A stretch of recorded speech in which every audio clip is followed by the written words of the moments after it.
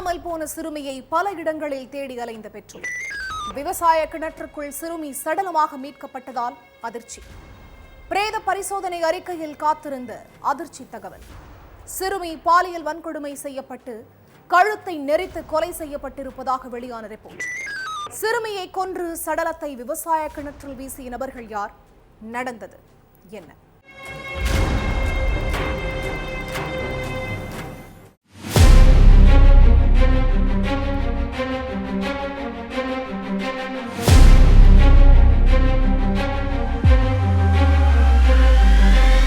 School முடிஞ்சு வீட்டுக்கு வந்த சிறுமி தன்னோட ஃப்ரெண்ட்ஸுகளோட சேர்ந்து விளையாட போயிருக்காங்க. கரெக்டா 4 மணிக்கு வீட்டை விட்டு வெளியில போன சிறுமி நைட்டு 7 மணி வரைக்குமே திரும்பி வரல. சிறுமி அப்ப வந்துருவா இப்ப வந்துருவான்னு வீட்டு வாசல்ல உட்கார்ந்துகிட்டு வெயிட் பண்ணிக்கிட்டு இருந்திருக்காங்க தாய். ஆனா ரொம்ப நேரமாகியும் சிறுமி வீட்டுக்கு வரல.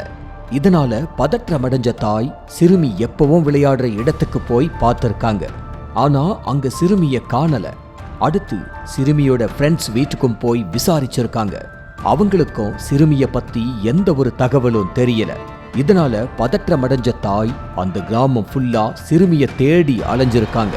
ஆனா சிறுமி எங்க தேடியும் கிடைக்காததுனால பக்கத்துல உள்ள போலீஸ் ஸ்டேஷன்ல கம்ப்ளைண்ட் பண்ணிட்டாங்க. உடனே அந்த புகாரை வாங்கின போலீஸ் இத மிஸ்ஸிங் கேஸா ஃபைல் பண்ணி சிறுமியை எல்லா இடங்கள்லயும் தேடி அலைஞ்சிருக்காங்க. அப்ப அதே ஊர்ல உள்ள ஒரு விவசாய கிணத்துல சிறுமி சடலமா கிடந்ததை பார்த்த போலீஸ் உடனே கிணத்துக்குள்ள இறங்கி சடலத்தை மீட்டு இருக்காங்க.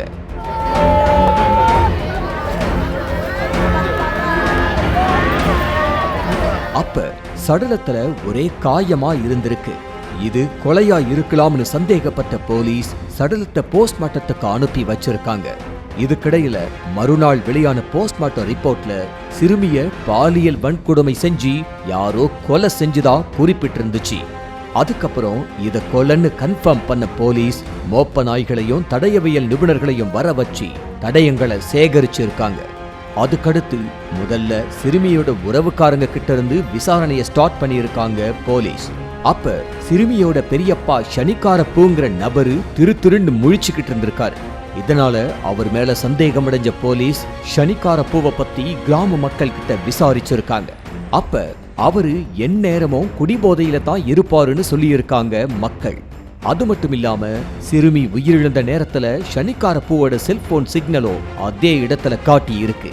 இதனால அவரு தான் கொலையாளின்னு கன்ஃபார்ம் பண்ண போலீஸ் ஷனிக்காரப்பூவை கஸ்டடியில எடுத்து விசாரிச்சிருக்காங்க.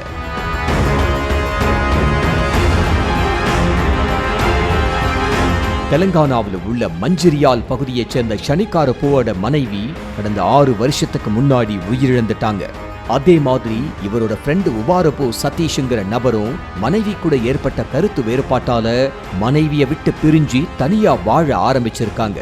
ஷனிக்காரப்பூவும் உபாரப்பூவும் ரொம்ப க்ளோஸ் ஃப்ரெண்ட்ஸ். 2 பேரும் எந்த ஒரு வேலை வெட்டிக்கும் போகாம ஊதாரியா ஊர் சுத்திக்கிட்டு இருந்திருக்காங்க. எந்த நேரமும் மது குடிக்கிறது, ஆபாச படங்களை பார்க்கறது தான் இவங்களோட வேலையே. இதனால கிராம மக்கள் யாரும் இவங்க கிட்ட பேச்சுவார்த்தை வச்சுக்க மாட்டாங்க.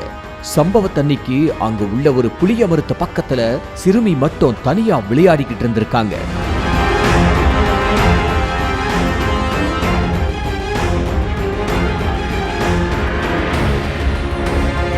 அப்ப விவசாய நிலத்துல உட்கார்ந்து மது குடிச்சுக்கிட்டு இருந்த 2 பேரும் முத்தி பேதலிச்சு போய் சிறுமிக்கு குர்குரே வாங்கி தர்றன்னு தனியா கூட்டிட்டு போயிருக்காங்க. அடுத்து சிறுமிய சரமாரியா தாக்குன 2 பேரும் சிறுமியோட வாய பொத்தி பாலியல் வன்கொடுமை பண்ணி இருக்காங்க. சிறுமிய உயிரோடு விட்டு வச்சா நாம மாட்டிப்போன்னு நினைச்ச 2 பேரும் சிறுமியோட கழுத்தை நெரிச்சு கொடூரமா கொன்னு இருக்காங்க. அதுக்கடுத்து ஆதாரங்களை அழிக்கிறதுக்காக சடலத்தை பக்கத்துல உள்ள விவசாய கிணத்துல தூக்கி வீசிட்டு ஒன்னும் தெரியாத மாதிரி அந்த 2 பேரும் வீட்டுக்கு போயிருக்காங்க. ஆனா போஸ்ட்மார்ட்டம் ரிப்போர்ட்டை வச்சோம் ஷனிக்காரப்பூவோட மொழிய வச்சோம் இவங்க தான் கொலையாளின்னு கன்ஃபார்ம் பண்ண போலீஸ் 2 பேரையும் அரெஸ்ட் பண்ணிட்டாங்க.